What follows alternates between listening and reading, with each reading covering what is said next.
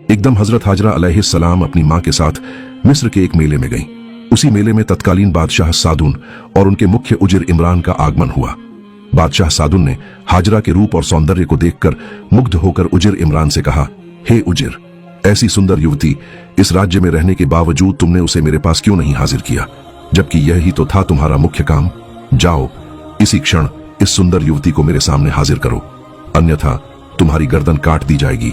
बादशाह के आदेश पर तब उजिर ने अपने कुछ सैनिकों को साथ लेकर हाजरा को खोजने निकल पड़े। इधर हाजरा और उनकी मां ने विषय को समझते ही मेले के एक कोने से निकलकर घर की ओर दौड़ लगाई। उजिर इमरान ने सारी गलियां खोजी भी तो हाजरा को न पाकर भय से व्याकुल हो गए। अंततः लौटकर बादशाह के पास क्षमा मांगते हुए कहा, जाऊंगा नहीं, चाहे जैसे भी हो उस सुंदर को मैं आपके सामने हाजिर कर ही दूंगा। आज के लिए मेरी जान बख्श दीजिए, मुझे एक बार मौका दीजिए। तब बादशाह ने कहा, 7 दिनों के अंदर यदि उस सुंदर युवती को मेरे सामने हाजिर करने में असफल रहो तो तुम्हें जमीन में गाड़कर पत्थरों की चोट से हत्या कर दी जाएगी। इधर हाजरा और उनकी मां अपने घर में प्रवेश कर गईं। तब हाजरा ने रोते हुए कंठ से कहा, अम्मा जान, मुझे लगता है कि मेरे लिए इस घर में अब एक क्षण भी रहना उचित नहीं। बादशाह के लोग शायद अभी आ ही पहुंचेंगे, इसलिए मैं इसी रात अंधेरे में किसी गहन जंगल में चली जाऊंगी। आप मेरे लिए दुआ करें कि अल्लाह ताला मेरी इज्जत की हिफाजत फरमाए। मां कलेजे का टुकड़ा होकर हाजरा को रो रो कर कहने लगी, तुम्हें अकेले जाने न दूंगी, तुम्हारे साथ मैं भी जाऊंगी।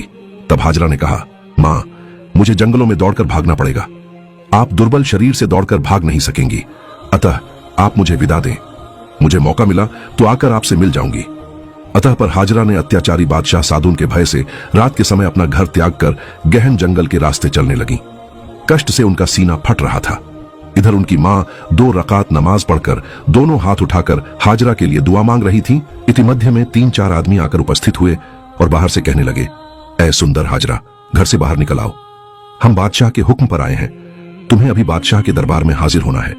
अतः पर साड़ा न पाकर वे अचानक घर के अंदर घुस गए और बूढ़ी मां को धमकाते हुए बोले, हाजरा तुम्हारी क्या हुई, वह अब कहां है, उसे बाहर निकाल दो।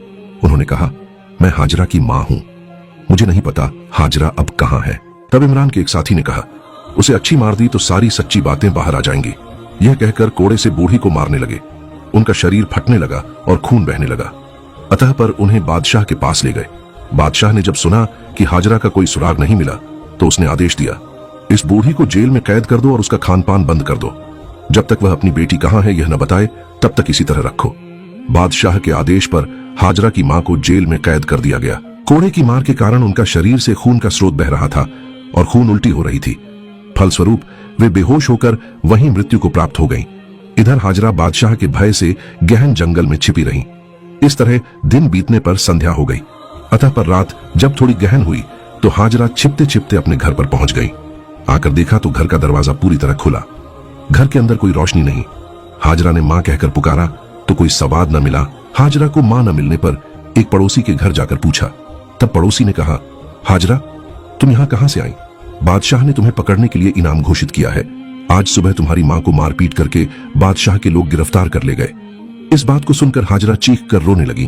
तब पड़ोसी महिला ने कहा, हाजरा तुम ये क्या कर रही हो, गांव के लोग थोड़ा सा भनक पा गए तो तुम्हें पकड़कर बादशाह के पास हाजिर कर देंगे। हाजरा ने तब दबी हुई पीड़ा को सीने में दबाकर चुप हो गई।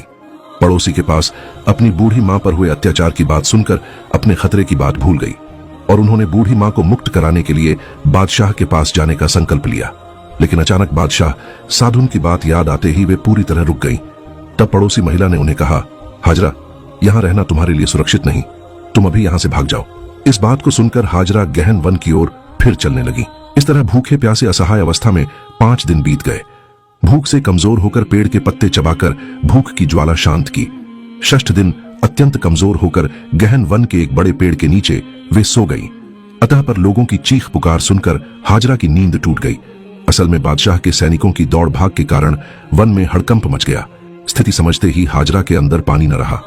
इतने में एक पासंद उनके पास आया और चीख कर बोला, यह तो हाजरा है। फलस्वरूप क्षण भर में अन्य भी वहां पहुंच गए। हाजरा की हालत देखकर वे भद्दे ढंग से हंसने लगे। हाजरा तब भय से व्याकुल होकर दुआ करने लगी, हे अल्लाह, हे दयामय प्रभु, अपनी इस दासी पर निर्दय न होइए। तूने तो इस दासी को इतना रूप लावण्य सौंदर्य दिया है, मुझे कलंकित न करो प्रभु। हाजरा की दुआ अल्लाह ताला के दरबार में कबूल हो गई। अतः पर इमरान जब हाजरा को कैद करने के लिए लोगों को लेकर आगे बढ़ना चाहा तो सबके पैर जमीन से चिपक गए। फलस्वरूप हाजरा वहां से चली गई। कुछ क्षणों के बाद वे चलने की शक्ति पा गए, इसलिए वे हाजरा के पीछे पीछे चलने लगे। हाजरा जंगल पार कर नील नदी के तट पर पहुंचकर नदी में कूद पड़ी। अतः पर नील नदी की विशाल एक लहर आकर हाजरा को बहा ले गई। मध्य नदी में इमरान दल बल के साथ नदी के तट पर आकर देखा हाजरा मध्य नदी में लहरों के बीच तैर रही है। तब इमरान ने कहा, तुम नदी में कूद पड़ो। क्या तुम कायर हो कि नदी की लहर देखकर डर रहे हो? हाजरा एक स्त्री होकर नदी में कूद पड़ी और तुम पुरुष होकर भी साहस नहीं जुटा रहे। इस लड़की को यदि पकड़कर ना ले जा सको तो मेरी गर्दन कट जाएगी। तब सैनिकों ने कहा, जिस स्त्री के पास जाने पर पैर लकवाग्रस्त हो जाते हैं, जिस स्त्री ने भयानक लहरों के बीच कूदकर पार किया, वह कोई साधारण मनुष्य नहीं। यह कहकर वे सब चले गए। अब इमरान नदी के तट से अकेले ही दौड़ते हुए चले। कुछ दूर जाकर देखा 2 जली हाजरा को लेकर नदी के तट पर आए हैं। इमरान ने उन्हें कहा, इस लड़की को बादशाह के पास पहुंचाने का आदेश है, इसलिए जो मैं कहूं वही करो। अतः पर इमरान ने जलियों से एक पालकी की व्यवस्था कराई और हाजरा को लेकर बादशाह के पास रवाना हो गए। अतः पर बादशाह साधुन के विशेष कारागार में बेहोश अवस्था में हाजरा को रखा गया। वहां अत्यंत सुंदर विलासखाना, सोने का पलंग, मणिमुक्ता की झाड़बत्ती। वहां के प्रहरी सब स्त्री कोई पुरुष वहां प्रवेश करने का साहस नहीं पाता, क्योंकि बादशाह साधुन सुंदर युवतियों को वहां ले जाकर काम लालसा पूरी करता। अचानक हाजरा को होश आ गया। उन्होंने कहा, मैं यहां क्यों हूं? तब एक प्रहरी स्त्री आगे आकर बोली, मां, तुम्हारे लिए यह विलासखाना सजाया गया है, तुम यहां आराम से रहोगी। तब हाजरा ने कहा, क्या यह बादशाह साधुन का विलासखाना है? उसने कहा, हां जी, बादशाह के आदेश पर ही तुम्हें यहां लाया गया है। हम सब दासियां तुम्हारी सेवा यत्न में लगी रहेंगी। तब हाजरा ने कहा, मुझे यहां क्यों लाया गया है, यह तो तुम्हें मालूम ही है। कृपा करके तुम मुझे इस विपत्ति से बचाओ। तब उसने कहा, मां, हम तो बादशाह के हुक्म की दासियां हैं, हमारा कुछ भी करने को नहीं। हाजरा रोते हुए कंठ से बोली, यदि कुछ और न कर सको तो कम से कम मुझे हत्या करके फेंक दो। इतिमध्य में एक दासी उनके लिए खाना लेकर आई, लेकिन उन्होंने न खाया। दोनों आंखों से आंसू बहने लगे और कहा, क्या तुम बता सकती हो, 1 सप्ताह पहले बादशाह के लोग मेरी मां को पकड़कर ले गए थे, वे अब कहां हैं, कैसी हैं? तब एक ने कहा, तुम पहले खा लो, फिर तुम्हारी मां का समाचार देंगे।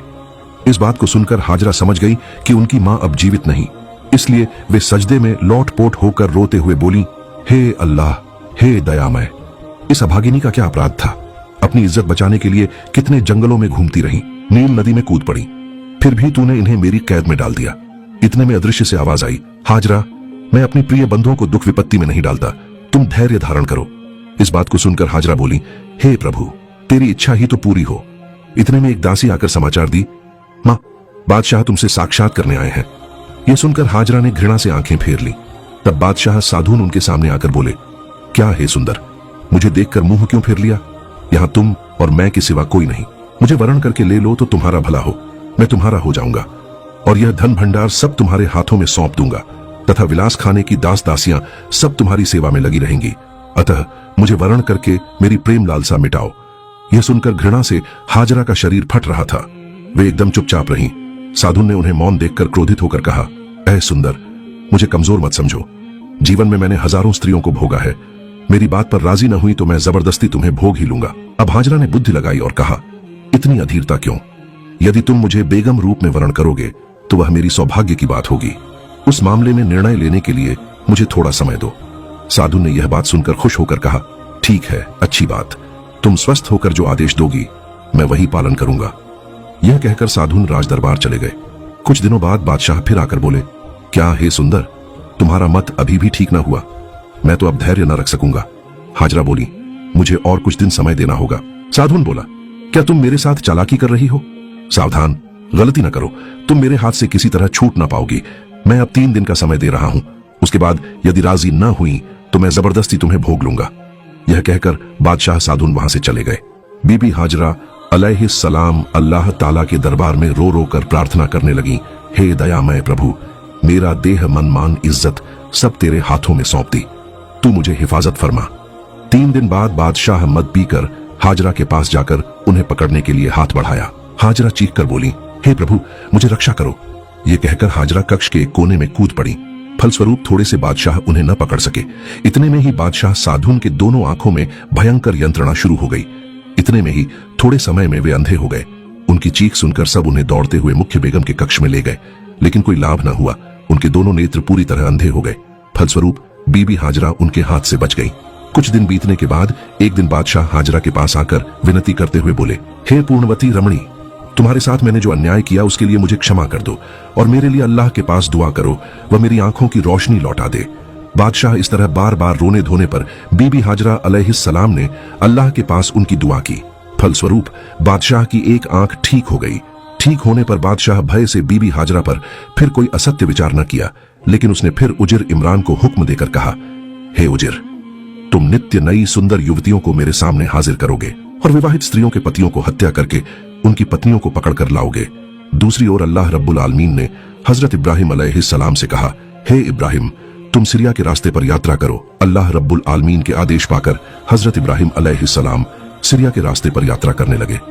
एकाधिक पथ चलते हुए नमरूद के राज्य की सीमा पार करके दूसरे राज्य में प्रवेश कर गए। जब वे खाजाना नए वाजा नामक स्थान पर पहुंचे तो उन्होंने देखा दल दल मनुष्य उत्तम वस्त्र पहने एक ही दिशा की ओर दौड़ रहे हैं। ऐसा दृश्य देखकर हजरत इब्राहिम अलैहिस्सलाम के मन में इस घटना को जानने की जिज्ञासा उत्पन्न हुई। तब उन्होंने एक से पूछा, हे भाई, दल दल मनुष्य इतने सुंदर वस्त्र पहने कहां जा रहे हैं? इब्राहिम अलैहिस्सलाम की बात सुनकर उक्त व्यक्ति बोला, आज 7 दिनों से इस राज्य के बादशाह की एकमात्र कन्या सारा खातून अपने पसंद के वर चुनने के उद्देश्य से देशवासियों को एक सभा में उपस्थित होने के लिए आमंत्रित कर रही है। उसी मर्म में हजारों मनुष्य सुसज्जित वेश में राजदरबार में उपस्थित हो रहे हैं, लेकिन अब तक राजकुमारी किसी को पसंद नहीं कर रही। जब तक वह वर न चुन लेगी तब तक इसी तरह सभाएं होती रहेंगी। अतः पर हजरत इब्राहिम अलैहिस्सलाम ने यह बात सुनकर उस सभा में उपस्थित होने की इच्छा की।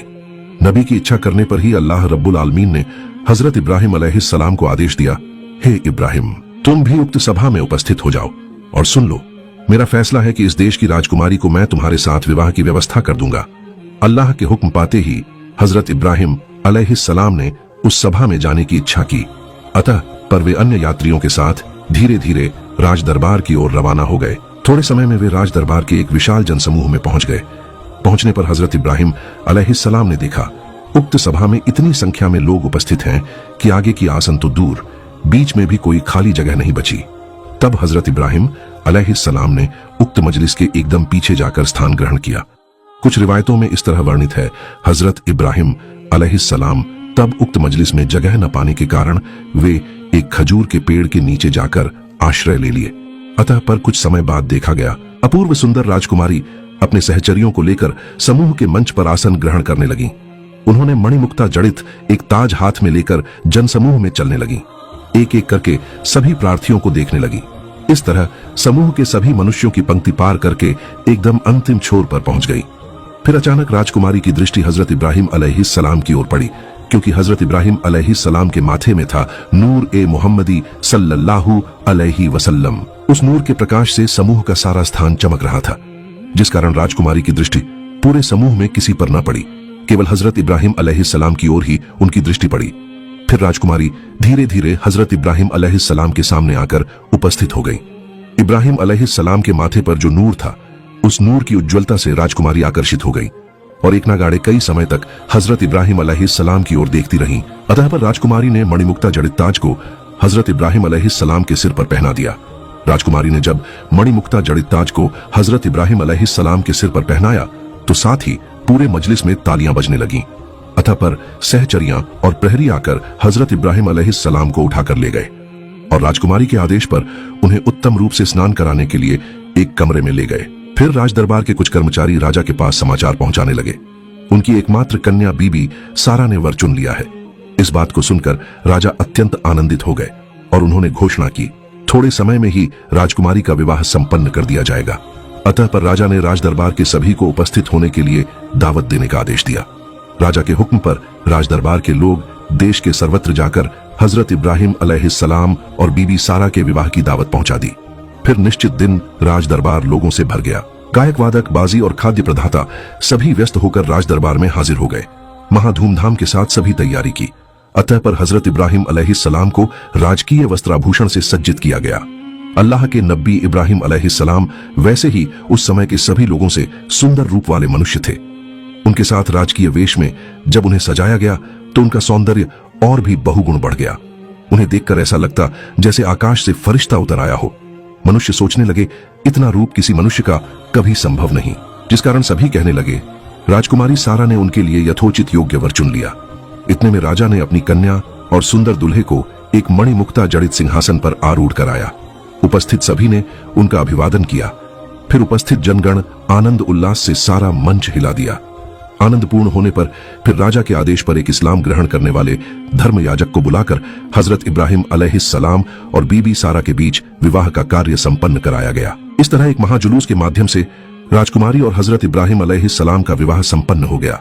हजरत इब्राहिम अलैहिस्सलाम राजकुमारी के वर के रूप में समग्र राज्य में विराट सम्मान के अधिकारी हो गए और आराम आयश के बीच जीवन व्यतीत करने लगे।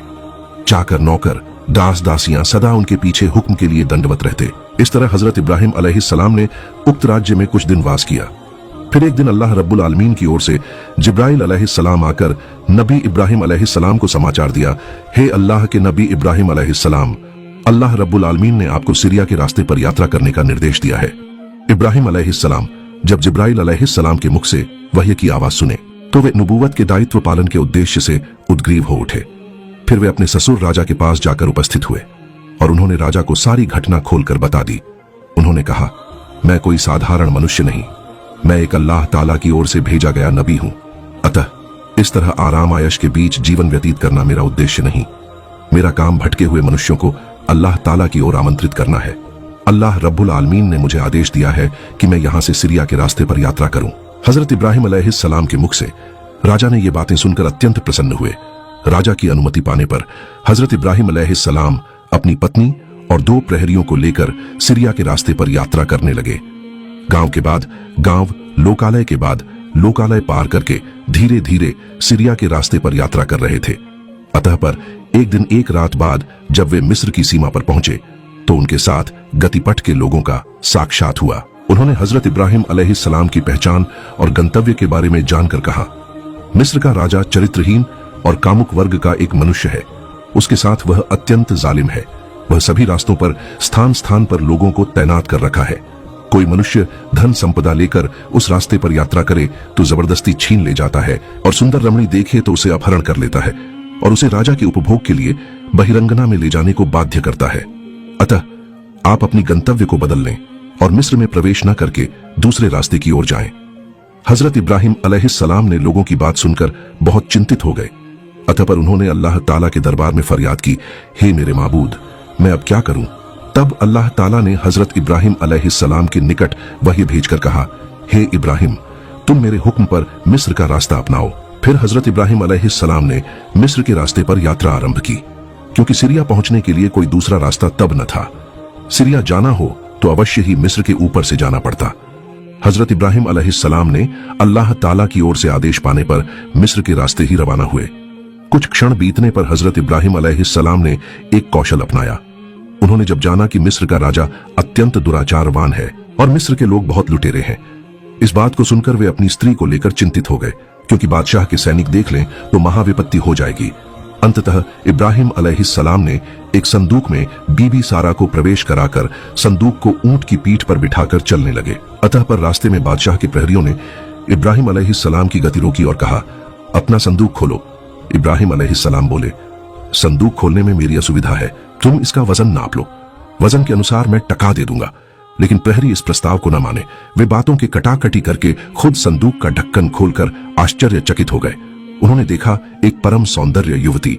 तब इब्राहिम अलैहिस्सलाम ने अल्लाह ताला के दरबार में कहा, हे अल्लाह, तू मेरी स्त्री सारा की मान इज्जत की हिफाजत फरमा और बादशाह साधुन को तू हिदायत फरमा। अतः पर प्रहरियों ने उन्हें लेकर राज दरबार में हाजिर किया। बादशाह ने इब्राहिम अलैहिस्सलाम से पूछा, यह सुंदर तुम्हारी क्या है? इब्राहिम अलैहिस्सलाम बोले, वह मेरी छोटी बहन है, क्योंकि पति का परिचय दिया तो उसे हत्या कर दी जाती, इसलिए तवरिया करके बहन कहा। जो भी हो, यह बादशाह बोला, अपनी बहन को मेरे पास सौंप दो। यह सुनकर इब्राहिम अलैहिस्सलाम बोले, वह बालिग लड़की है, वह अपनी मालकिन स्वयं है, अतः उसके पास पूछो। बादशाह साधु ने तब कातिल को आदेश दिया, इस पुरुष को जेल में कैद कर रखो और महिला को मेरे क्रमोद्गार में रख दो।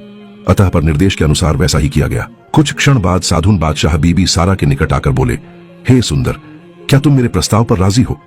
तब बीबी सारा अलैहिस्सलाम ने कोई जवाब न देकर एक मन से अल्लाह ताला की जिक्र करने लगी। साधुन फिर बोले, तुम जवाब दो, न दो तो मुझे कोई फर्क नहीं पड़ता, मैं तुम्हें भोग ही लूंगा। अब सारा अलैहिस्सलाम बोली, तुम किसके साथ क्या बोल रहे हो? क्या तुम्हें अल्लाह का खौफ नहीं?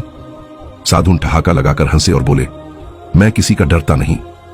यह कहकर वह सारा बीबी की ओर बढ़े, लेकिन दोनों पैर हिल न सके, जमीन से चिपक गए। तब बादशाह चीख कर बोले, तुमने मुझ पर जादू किया, तुम्हारी चालाकी का फल दिख रहा है। यह कहकर अपनी सारी शक्ति से कूदकर अपनी काम वासना सिद्ध करने को चाहा, लेकिन गिर पड़े और उनका माथा फट गया और उनकी अच्छी आंख की दृष्टि फिर खो गई। फिर वे अंधे हो गए। अब बादशाह चिल्लाए, तुमने मेरी आंखों पर जादू किया, तुम मेरी जेल में कैद हो, आज हो या कल तुम मेरे हाथ लग ही जाओगी। तब बीबी सारा अलैहिस्सलाम बोली, मैं जादूगरनी नहीं, मैं इब्राहिम अलैहिस्सलाम की अर्धांगिनी हूं। तुमने अल्लाह के नबी को जेल में कैद करके उनके साथ बुरा बर्ताव किया, तुम्हें कठोर दंड भोगना पड़ेगा। यदि जीना चाहते हो तो अल्लाह के नबी को मुक्त करके उनके पास क्षमा मांगो। इस बात को सुनकर बादशाह के मन में मुंह दबाकर हंसी आई। अचानक उनके मन में परिवर्तन आ गया। अतः पर बादशाह साधुन ने हजरत इब्राहिम अलैहिस्सलाम और बीबी सारा को मुक्त कर दिया। हजरत इब्राहिम अलैहिस्सलाम मुक्ति पाकर बादशाह साधुन से पूछा, हे बादशाह, तुम्हारी यह दशा क्यों? साधुन ने तब रोते हुए कंठ से कहना शुरू किया, मैं अनजाने में आपके साथ अन्याय किया, आप मुझे क्षमा कर दें। मैंने सारा जीवन अन्याय किया, अल्लाह के पास भी क्षमा मांगने का साहस नहीं, मैं कैसे मुक्ति पा सकता हूं? आप तो अल्लाह के नबी हैं, कृपा करके मेरे लिए थोड़ी दुआ करें, अल्लाह ताला मुझे क्षमा कर दे। तब हजरत इब्राहिम अलैहिस्सलाम बोले, तुम तौबा करके अल्लाह के निकट क्षमा मांगो, तौबा करके पवित्र मन से क्षमा मांगे तो निश्चय ही अल्लाह ताला क्षमा फरमाएगा। इस आश्वासन वाणी को सुनकर बादशाह साधुन ने आजीवन की सभी कामनाएं त्याग कर अल्लाह के दरबार में क्षमा प्रार्थना आरंभ की। उनकी आंखों से आंसू बहने लगे, फलस्वरूप उनकी दृष्टि और चलन शक्ति फिर लौट आई। तब वे बोले, हे अल्लाह के नबी, आप मुझे अपने धर्म में प्रवेश कराएं। बादशाह साधुन ने इब्राहिम अलैहिस्सलाम का सत्य धर्म ग्रहण करके कहा, हे नबी, आप मेरी बादशाही और दौलत सब ले लें। तब इब्राहिम अलैहिस्सलाम बोले, मैं तुम्हारी बादशाही लेने नहीं आया, अल्लाह के दिए दायित्व पालन करने आया हूं। तुम अपनी बादशाही करते रहो और न्याय विचार करते रहो। बादशाह इब्राहिम अलैहिस्सलाम से बोले, आप अपनी स्त्री सह मेरे इस राजमहल में वास करें। इब्राहिम अलैहिस्सलाम बोले, अल्लाह ताला ने मुझे एक जगह बैठकर आराम के समय काटने के लिए दुनिया में न भेजा, मनुष्यों को सही रास्ता दिखाने के लिए भेजा, इसलिए यहां रहना मेरे लिए संभव नहीं। अब बादशाह साधुन इब्राहिम अलैहिस्सलाम से बोले, हजूर, मैंने मिस्र की हाजरा नामक एक सुंदर को देखकर उसके रूप के नशे में पागल होकर उसे पकड़कर अपनी जेल में कैद किया था। मैं उसे भोगने की चेष्टा करते हुए अपनी दृष्टि खो बैठा। मैंने असंख्य स्त्रियां देखी, लेकिन केवल 2 सती स्त्रियां मुझे मुग्ध की। एक आपकी स्त्री बीबी सारा, दूसरी बीबी हाजरा। वर्तमान में वे मेरी जेल में कैद हैं। उन्हें कैद रखकर उनके मूल्यवान जीवन को नष्ट करने का कोई अर्थ नहीं। अब मैं क्या करूं? किसके हाथों उनकी तरह पवित्र स्त्री को सौंपूं? अब आपके जैसे महामानव को पाकर मैं इस समस्या से मुक्ति पाना चाहता हूं। आप हाजरा का दायित्व ग्रहण करें। इब्राहिम अलैहिस्सलाम किसी अपरिचित युवती का दायित्व लेने में उत्सुक न थे, इसलिए वे कोई जवाब न दे रहे थे। इतने में बीबी सारा अलैहिस्सलाम बोली, हाजरा का दायित्व मैं खुद ले लूंगी, तुम उन्हें मुक्त कर दो। अतः पर हजरत इब्राहिम अलैहिस्सलाम ने बीबी सारा और हाजरा को लेकर यरूशलेम